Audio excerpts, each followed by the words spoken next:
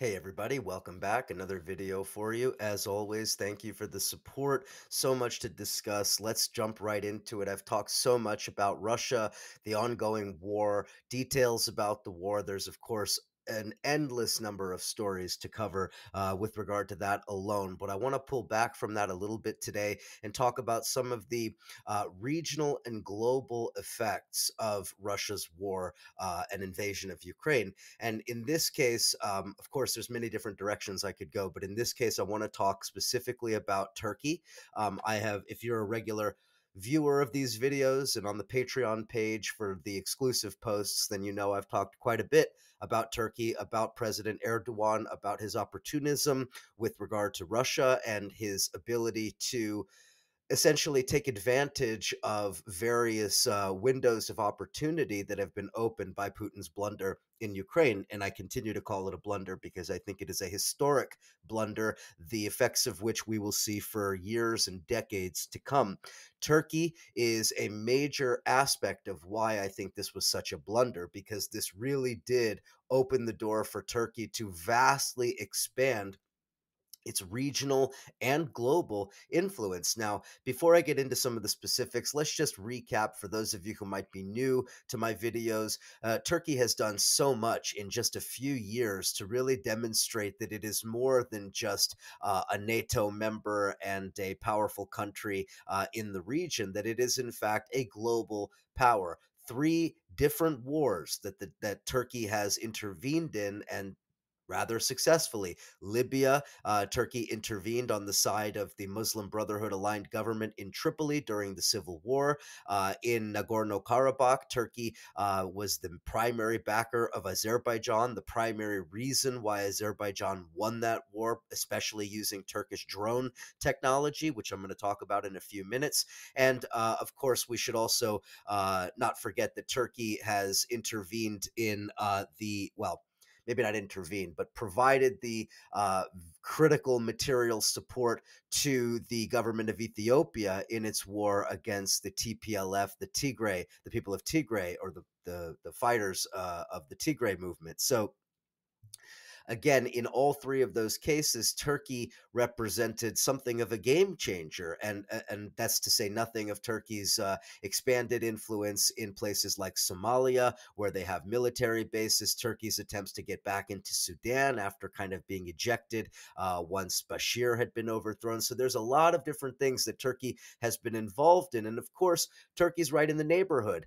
in the Black Sea region, in the Bosphorus, the separating the Black Sea and the Mediterranean. Turkey is a major player in global shipping, in weapons manufacturing, in heavy industry, and so many other things. So Turkey is very, very important to understand. And of course, they're a NATO member as well. So let's talk about this. One aspect of this that really needs to be focused on is how Turkey is moving to sort of cut out the Russians in Syria. Remember that Russia intervened in Syria's war in 2015. Russia is the reason that the Assad government is still in power. Russia, through its Wagner mercenaries and other groups that it was, associated with, allied with, and some Russian direct fighters too, they had more or less provided a lot of the strategic and logistical and communication support that the Syrian military was using.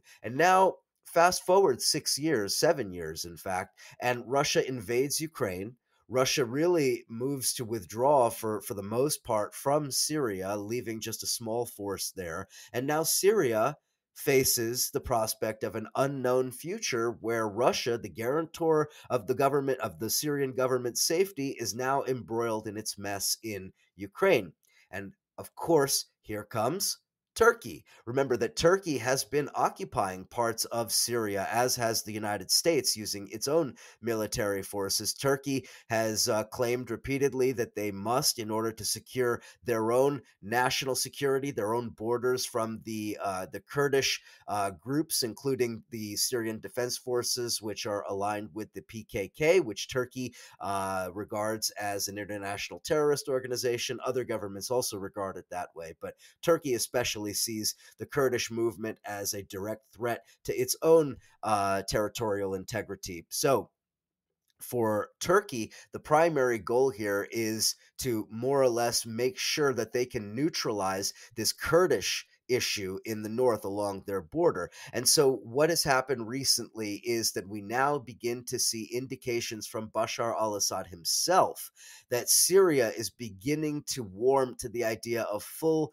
normalization with Turkey, something that was unthinkable several years ago at the height of the Syria war, where Turkey was a primary instigator of a lot of the conflict. Now, of course, things have changed significantly. In fact, just last week, President Assad issued a decree granting general amnesty to all Syrians who committed so called terrorist crimes before April of 2022. Now, of course, terrorist crimes could include anything from actual terrorist crimes to picking up arms and fighting against the Syrian government that had been murdering your friends and family for decades. So, depending on how you look at it, depending on what your position on the Syria war, which of course has been so divisive on the left, that's not really at issue here. What is at issue is those dividing lines that emerged throughout that war, especially that line dividing Syria from Turkey, Damascus from Ankara. That is now blurring as the Assad government seems to have recognized that they cannot operate in the region with the only ally being Russia, and Russia essentially having made Syria into its own sort of protectorate. So Erdogan has already said that he is on board with normalizing with Assad. And in fact, what he is looking to do is facilitate the transfer of at least 1 million Syrian refugees that are currently remaining inside of Turkey, facilitating their return back to Syria. Now, 500,000 have already, roughly 500,000 have already returned from Turkey to Syria, with another 100,000 having returned to Syria from Jordan. Another million to return in the in the coming months and probably year or two. Now, what is this really about, though? This is really about normalization for Turkey as a means of preventing the partitioning of Syria, we could call it, by neutralizing the Kurdish forces. This is what the Turks want to do. They see the Syrian Defense Forces and the PKK as a direct threat. They want to neutralize that threat in various ways. One of the ways that they need to do that is by facilitating the return of especially Sunnis back into Syria. Sunnis, to a large extent, who had fled from the Alawite Shia alliance behind Assad and the Iranian militias, of course. Those Sunnis need to come back to Syria in order to sort of rebalance the demographics, whereby Kurds become the third minority. Sunnis and Shia are essentially again sort of divided, and that demographic balance that existed before the war returns. Part of the reason for this, I think, if we think about it strategically, part of the reason is because Turkey desperately needs to prevent two scenarios. One, the Kurds getting too strong and independent in their own rights with backing of the United States. And two, the Iranian militias backing the Shia inside of Syria. They don't want them getting too strong and dominating the country either. And so what the Turks really need is they need to see a return and a rebalancing of the demographics against the Kurds and against the Shia. And this is in essence a way of countering the sort of Kurdistan question, right? Kurdistan having long been the pipe dream of US neocons, going back to the Mujahideen at Kalk and John McCain and, George H.W. Bush and all of the rest of these scum who had been promoting a lot of this sort of stuff in the region. So there's a complex sort of strategic picture here wherein the Turks now need the Assad government and they need Syria. They need to eject the Russians and they need to neutralize their own issue with the Kurds. Now, of course, I'm saying this without excuse me, without addressing the human side of this. I say neutralize in full understanding of what that word means in the context of wars here. I don't mean to downplay the human cost of this. I'm just looking at it purely from the strategic perspective. So, in any event, that is how Turkey is viewing Syria. Very interesting that just a few years after Putin had come to be the godfather in Syria, now all of a sudden Putin finds himself on the way out, being shown the door, and Erdogan is patting him on the back on his way in. Speaking of Erdogan and being on his way in, I have another story about Turkey that I would argue also fits into this sort of narrative of Turkey's opportunistic drive to swipe some of Russia's influence regionally.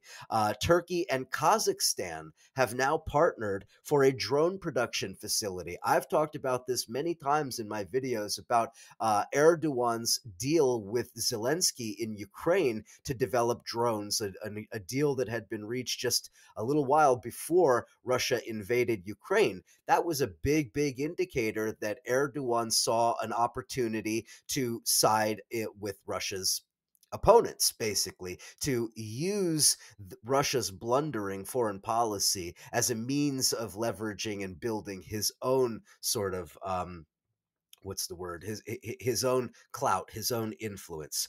And so this new agreement is to co-produce Turkey's Anka drones in Kazakhstan. This is the first of its kind, a first time that the Turks have actually signed an agreement to produce these particular drones outside of Turkey. We know about the Bayraktar drones that have been so popular from Turkey in the war in Ukraine, that were popular in the war in Ethiopia as well. Those are, sort of a known quantity. But these Anka drones are very interesting because they are, let's see, they are considered medium altitude, long endurance unmanned aerial vehicles. Okay, this means that they can do much more than just a short range reconnaissance that some of these other drones can do. This gives a tremendous military advantage to Kazakhstan, where, it previously didn't have one. Okay, so let's see. This comes as the first ever state visit by the sitting president or prime minister of Kazakhstan, Tokayev, the first ever visit to Ankara. Now, think what this actually means. Okay, this is not just an agreement or a memorandum of understanding between Turkish aerospace industries and Kazakhstan's state-owned Kazakhstan Engineering. This is a broader signal that Turkey is using the war in Ukraine and Russia's preoccupation with other issues to once again slide into a country that Russia sees as part of its backyard and essentially pull the rug out from under the Russians. Now, I have done several segments. If you go on the Patreon page and type in Kazakhstan and search for it, you'll find some of the other videos I've done talking about Kazakhstan and why Kazakhstan is important.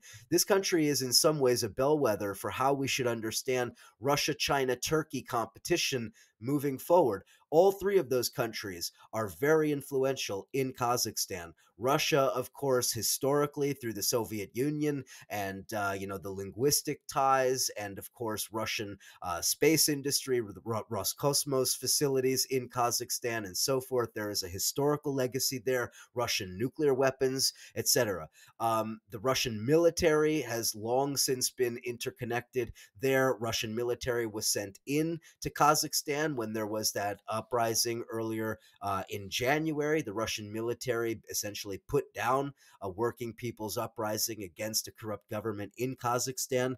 China, for its part, has been by far the biggest investor in Kazakhstan. So where the Russians have sent in their military and have had a sort of hard power in Kazakhstan, the Chinese, in theory, have had a sort of soft power through billions upon billions of dollars in investments in the oil sector, in other sectors of the economy, and potentially most importantly, making Kazakhstan a node and transit point in the One Belt, One Road, New Silk Road, whatever you want to call it, vision of Xi Jinping.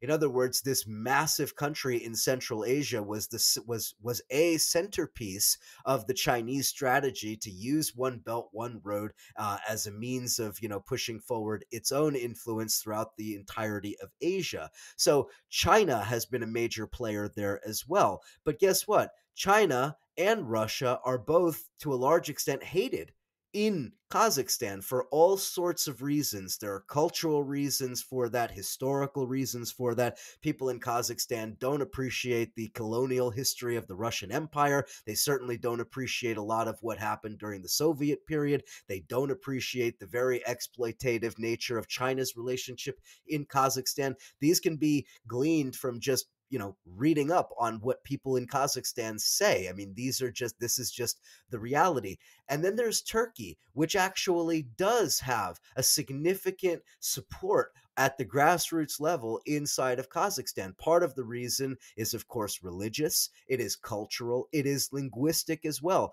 Kazakhstan, for a long time, didn't really have its own language for various historical reasons that we don't have time to get into. They used Russian for a long, long time. Turkish has become a sort of touchstone, cultural and linguistic touchstone for Kazakhstan's formation of its own national identity in the last 30 years. Kazakhstan has looked to Turkey for cultural influence. Turkey has a tremendous influence over the entire, quote unquote, Turkic people's region, stretching from Turkey all the way to Xinjiang in Western China. Again, Uyghurs are also Turkic peoples. So when we talk about Turkey as having a neo-Ottoman vision, that neo-Ottoman vision also includes seeing the Turkic peoples of Asia as part of the broader pan-Turkic world, or whatever you want to call it, right? So now we see that Turkey views Kazakhstan opportunistically the way they have other countries recently. And so this memorandum of understanding to develop these drones, I think, is a big deal. It provides a foothold for Turkey in the former Soviet space. Again, we're recording in the middle of May. It was only 5.5 months ago that the Russians sent their military into Kazakhstan to put down an uprising, and here we are, less than half a year later. Russia is hated, China is hated, and Turkey is moving in quickly. So that is something to keep an eye on as well. I have so much more to talk about, but I am running out of time. If you want to hear some analysis of the debacle that's going on in the Russian military industrial complex, Russian military production, go over to the Patreon page. I'm going to talk about that. I'm also going to talk about some of the reactions from Russian military bloggers to the latest disaster of a Russian motorized rifle brigade being blown to pieces on a pontoon bridge. What does that tell us? Let me just say this. Russian military bloggers who are supportive of Putin are raising very serious questions about the competence of some of his generals. So go over to the Patreon for that. I'm going to close today with one last Turkey story, and this again comes back to Turkey and Ukraine, and whether or not Erdogan is once again opportunistically using this moment to deepen his ties with Ukraine. Remember, Turkey for decades positioned itself as something of a mediator between NATO and the West and the Soviet Union. And in the ensuing decades since the end of the Soviet Union, Turkey has tried to forge something of a new identity while simultaneously now reverting back to this kind of mediator role. Turkey has been supportive of Ukraine. Turkey has provided drones to Ukraine. Turkey has continued to maintain diplomatic ties and continue to support Ukraine rhetorically and to condemn Russia's actions. At the same time, Turkey has not supported sanctions on Russia. Turkey has continued to maintain some degree of relations with Putin and his government. And so again, Turkey is playing this middle ground. And here we have yet another example of this. Turkey making an official offer to evacuate wounded Ukrainian fighters from Azovstal, from Mariupol, and evacuate them to get medical treatment in Turkey. Now, there's no word yet on whether the Russians are interested in this, whether the Ukrainians would agree to all of the terms, but this is the rough outline of a potential deal. It would evacuate wounded fighters by sea from Mariupol, from the port of Berdyansk, across the Sea of Azov, across the Black Sea, and to Istanbul. Now, this deal is on the table. Moscow has not yet agreed to it. It's interesting to think what the Russians must be thinking right now vis-a-vis Ankara and Turkey's position in this war, because again, every time the Russians get hit by a drone, they have to have one eye looking at Erdogan and thinking to themselves what he has done to contribute to their own destruction here. So got to keep an eye on Turkey as it relates to Ukraine, but also Turkey as it relates to the rest of the Middle East. I only mentioned Syria here. I didn't even have time to talk about Iraq. Of course, the Kurdish question is important with regard to Iraq, but also the Iraq Iran ongoing conflicts. So that also, I just don't have time to cover that. This is a major, major story that's going to continue to develop and evolve over the next few months and probably several years. The Middle East is changing rapidly. Russia's blunder in Ukraine has accelerated some of those processes, and it would be worthwhile to keep an eye on all of those. I am out of time. Go over to the Patreon, patreon.com/Eric Draitser. Lots more content there. Thanks so much for the support. Talk to you next time.